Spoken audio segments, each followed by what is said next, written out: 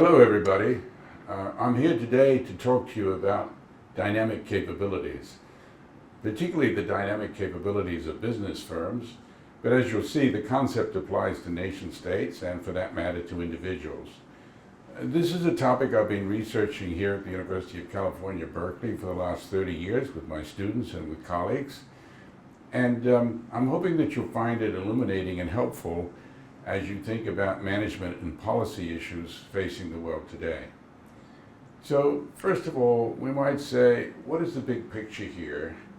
The big picture is that in a fundamental sense, capabilities really matter, but are very rarely studied in a formal way.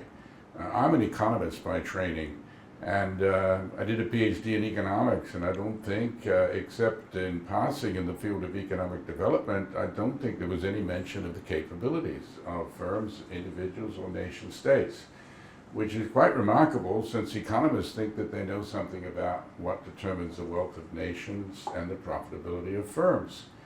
And I think to the average person it would seem remarkable that you could talk about those topics without having a theory of capabilities.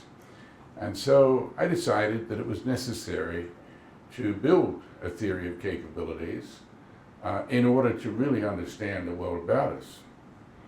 Now, I've got some support from this. There's other people that have thought seriously about this and they recognize the need.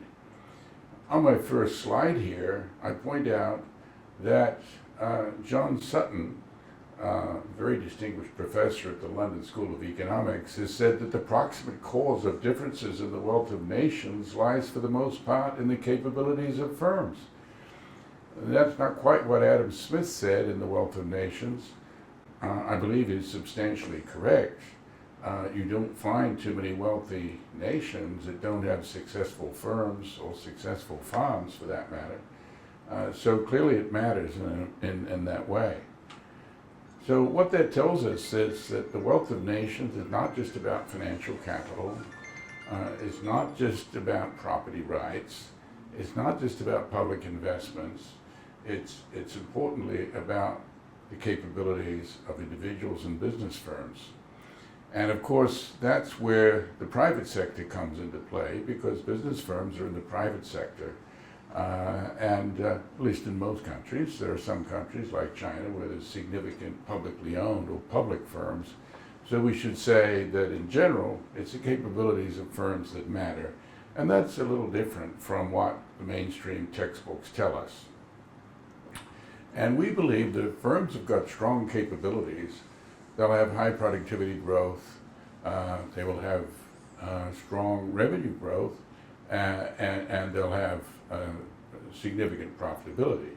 If you don't have distinguishable capabilities, you're likely to be of low profitability and maybe not growing at all. Let's move on a little bit and make the case for capabilities. As I said, the textbooks don't care about it, not because the writers of the textbook don't think it's important, is they don't really know how to talk about it. And I find that remarkable. You know, my focus as a business school professor has been in trying to understand business firms. And if you talk to executives, they definitely use the language of capabilities to talk about their own companies and the capabilities of competitors. Certainly in the military, you talk about the capabilities of the enemy and you talk about your own capabilities. So in competition in the marketplace, it would be remarkable if you didn't really have a theory of capabilities. So we use the term in very loose ways, at least executives do, but academics seem to have an allergic reaction to it. So my focus here is on developing a theory of capabilities and thinking about how governments can actually assist in the development of such capabilities. So let's be a bit more formalistic and talk about what a capability is. And at the most primitive level, the dictionary definition of a capability is that it's what a person has knowledge of or skill to accomplish. So it's kind of what you can do. There's also some dictionary definitions of strategic capability, and they tend to reference a company's strengths, its people, its resources, its skills, that give it a competitive advantage. And of course, that's very close to where I'm going to go in my presentation today. Behind it all is the deep search for what I consider to be the most fundamental question in management, which is how do firms build and maintain competitive advantage? So what's ultimately animating my study of capabilities is the most fundamental question in management, which is how do you build and maintain competitive advantage at the level of the business enterprise? Not only managers worry about that, business analysts, investment analysts worry about that, nation states worry about it. Everyone wants to be associated with firms that are successful and growing. And so we're not answering a trivial question here, we're answering a very deep question. Now let's look at some marketplace realities that create a backdrop for the study of capabilities. I put up here a graph which shows the percentage of firms that are staying in the top quartile for 10 years, for 6 to 10 years. So what you see is a general trend downwards, which means that once you're ahead, you're not guaranteed to stay ahead at all. If you look at the economy from 50,000 feet, leadership is fragile. So we're learning, I think, or there's a hint here, that capabilities may not be all that durable, because firms with strong capabilities that lead tend to lose those capabilities, or at least they tend to lose their leadership position. And the question is why? Why is it that these top quartile firms spend less and less time in the top quartile? And I believe that's got something to do with the business environment, and in particular the role of deep uncertainty, but it also has something to do with capabilities. And you see this picture somewhat differently if you look at the top quartile, or the top quartile and the bottom quartile. The bottom quartile shows companies are really, the world is bifurcating, if you will. It's almost bimodal. There are successful firms and there are unsuccessful firms. That's the world that we're in, and the gap between them is getting larger and larger. So the language of capabilities and the frameworks I'm going to put forward, I suggest to you, will help explain this gap that's opening up between the performance differences of firms at the top and firms at the bottom. This leads me to put out for you early on a definition of this concept of dynamic capabilities that I've developed. I've talked around it, but now I want to talk precisely at it. And let me go slowly on this. A dynamic capability is the ability of an organization and its management to integrate, build, and reconfigure. Big words. Integrate, which means to pull together, build, which means to enhance, and reconfigure, which means to repurpose not just internal competences, but internal and external competences to address rapidly changing environments, or put differently, to address environments of deep uncertainty. So it's not just about how you manage what you've got inside the business organization.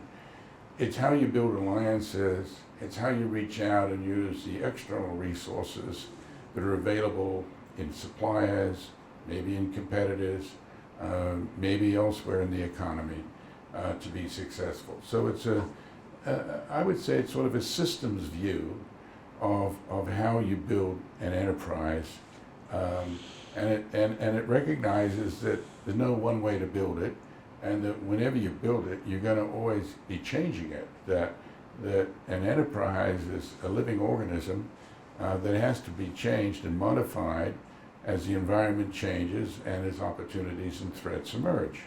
And that's really the art of management. So in a way, what we're doing with dynamic capabilities is trying to put some structure around the art of management, particularly the strategic dimensions of that. So the concept of dynamic capabilities is a bit like what some people may think of as a strategic capability, or it's a set of capabilities that really matter. It's not emphasizing the ordinary, it's emphasizing something which is dynamic and which is necessary to keep the company or keep the business enterprise in tune with its environment. So it's about what I call evolutionary fitness. So just to make this point a little clearer, dynamic capabilities is about a company doing the right things. By that I mean investing in the right products, pricing things the right way. It's not about the ordinary stuff of optimization. The ordinary stuff of regular optimization I refer to here as ordinary capabilities. That's about doing things right. And you can be doing things right and go out of business. You can be following best practices and go out of business if you don't have the company making the right things and making the right investments. So it's not about doing things right, it's more about doing the right things. And this is a very simple distinction. And I'm not the first one to make it. Peter Drucker often talked about doing the right things versus doing things right. And really what he was doing, although he didn't elaborate, was that he was, I think, implicitly talking about dynamic capabilities and ordinary capabilities. Both are important, but the one that is the most important and will distinguish the leaders from the rest is the firms that have strong dynamic capabilities. So you might think of this as ordinary capabilities as necessary for success, but they're not sufficient. Dynamic capabilities may be both necessary and sufficient. So if you got to choose one, choose the dynamic capabilities. But as you'll see, you really need both in the context of modern organizations if you're going to be successful. So much for a definition. I'm now going to present to you not a theory, but a framework. And what do I mean by a framework? What I mean by a framework is an intellectual structure that enables you to understand how things relate to each other. So it's closer to a systems view than a theory. You know, a theory is something much narrower, may have more predictive power, but in some senses it's less interesting. So what dynamic capabilities is, in my mind, is that it's a framework, a parsimonious framework. You don't want a framework with too much clutter. You want one that's very streamlined or parsimonious, and it's designed to capture the essence of what is needed for superior long-term enterprise performance. What's the real important stuff? There's a lot of stuff we do every day. A lot of it's not important. And if you're a manager and you don't know what's important, you're going to waste your time doing the wrong things, and you're not going to succeed. But if you do focus on what I call building and utilizing strong dynamic capabilities, then this will enable a business to be competitive and to build competitive advantage. So that's the framework that I'm going to present to you. And I want to give you a sense of the evolutionary world of theory building in the field of strategic management, so you can see how this all fits in. Beginning in the 80s, the field of strategic management really started to get momentum. And that was because of an important contribution by Michael Porter at the Harvard Business School. And many, many thousands of people around the world, many hundreds of thousands of students, have learned about the so-called 5 forces, which was really Michael's effort to translate what I call industrial organization economics, which was itself 50 years old by the 1980s, into management speak.